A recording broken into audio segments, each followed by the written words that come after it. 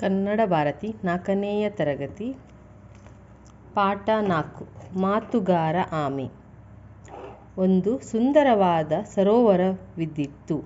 ಅದರಲ್ಲಿ ಅನೇಕ ಜಲಚರಗಳು ಸ್ವಚ್ಛಂದವಾಗಿ ವಿಹರಿಸುತ್ತಾ ಕಾಲ ಕಳೆಯುತ್ತಿದ್ದವು.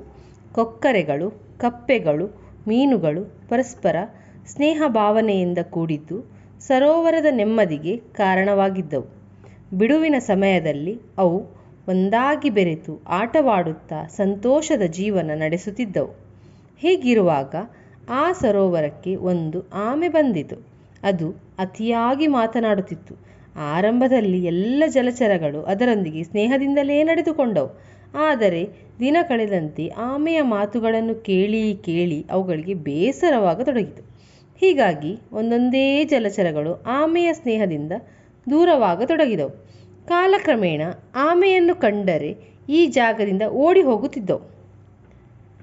ಸ್ನೇಹಿತರಾರೂ ಇಲ್ಲದ್ದರಿಂದ ಆಮೆಗೆ ಬಹಳ ಬೇಸರವಾಗತೊಡಗಿತು.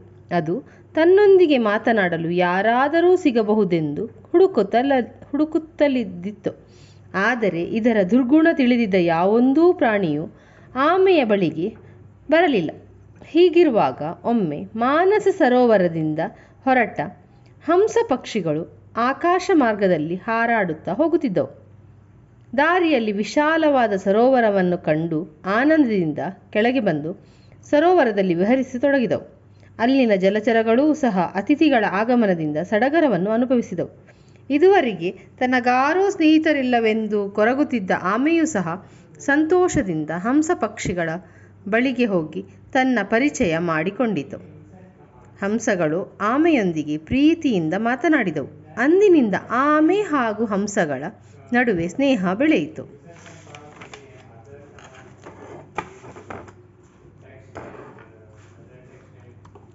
ದಿನ ಕಳೆದಂತೆ ಹಂಸಗಳು ತಮ್ಮ ಮೂಲ ಸ್ಥಾನಕ್ಕೆ ಹೊರಟಲು ಸಿದ್ಧವಾದವು.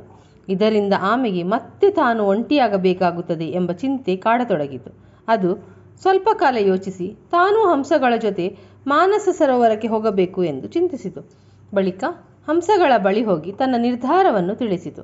ಅದಕ್ಕೆ ಹಂಸಗಳು, ನಾವೇನೋ ಹಾರಿ ಹೋಗುತ್ತೇವೆ, ನೀನು ಹೇಗೆ ಬರಲು ಸಾಧ್ಯ ಎಂದು ಕೇಳಿದವು. ಆಮೆಗೆ ಒಂದು ಕ್ಷಣ ನಿರಾಶೆಯಾಯಿತು. ಅದು ಸ್ವಲ್ಪ ಹೊತ್ತು ಯೋಚಿಸಿ, ನೀವಿಬ್ಬರು ಒಂದು ಕಡ್ಡಿಯನ್ನು ನಿಮ್ಮ ಕೊಕ್ಕಿನಲ್ಲಿ ಹಿಡಿದುಕೊಂಡ್ರೆ ನಾನು ಹಲ್ಲಿನಿಂದ ಬಿಗಿಯಾಗಿ ಆ ಕಡ್ಡಿಯನ್ನು ಹಿಡಿದುಕೊಳ್ಳುವೆ. ನೀವು ಅದನ್ನು ಎತ್ತಿಕೊಂಡು ಹಾರಿ ಹೋಗಬಹುದು ಎಂದು ಹೇಳಿತು. ಹಂಸಗಳೂ ಸಹ ಈ ಉಪಾಯಕ್ಕೆ ಒಪ್ಪಿಕೊಂಡವು. ಆಮೆಯ ಉಪಾಯದಂತೆ ಹಂಸಗಳು ಕಡ್ಡಿಯನ್ನು ಹಿಡಿದವು. ಆಮೆ ನಡುವೆ ಕಚ್ಚಿ ಹಿಡಿಯಿತು. ಅವು ಆಕಾಶ ಮಾರ್ಗದಲ್ಲಿ ಹಾರುತ್ತಾ ಹೋಗುತ್ತಿರುವಾಗ ದಾರಿಯಲ್ಲಿ ಜನ ಈ ದೃಶ್ಯವನ್ನು ನೋಡಿ ಚಕಿತರಾದರು. ಅವರೆಲ್ಲ ಜೋರಾಗಿ, ಓ, ಅಲ್ಲಿ ನೋಡಿ ಆಮೆ ಹಾರುವುದನ್ನು ಎಂದು ಕೂಗಿಕೊಂಡರು. ಇದನ್ನು ಕೇಳಿ ಆಮೆಗೆ ಬಹಳ ಸಂತೋಷವಾಯಿತು. ಇದು ನನ್ನದೇ ಉಪಾಯ, ಹೇಗಿದೆ ನನ್ನ ಚಾತುರ್ಯ ಎಂದು ಹೇಳಲು ತೊಡಗಿತು.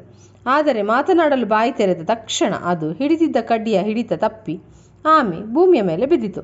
ಕೆಳಗೆ ಬಿದ್ದ ರಭಸಕ್ಕೆ ಅದರ ಬೆನ್ನಿನ ಚಿಪ್ಪು ತುಂಡಾಯಿತು. ಆಮೆ ತನ್ನ ವಾಚಾಳಿತನದಿಂದ ಪ್ರಾಣವನ್ನು ಕಳೆದುಕೊಂಡಿತು. ಅತಿಯಾದ ಮಾತು ಆಪತ್ತಿಗೆ ದಾರಿ.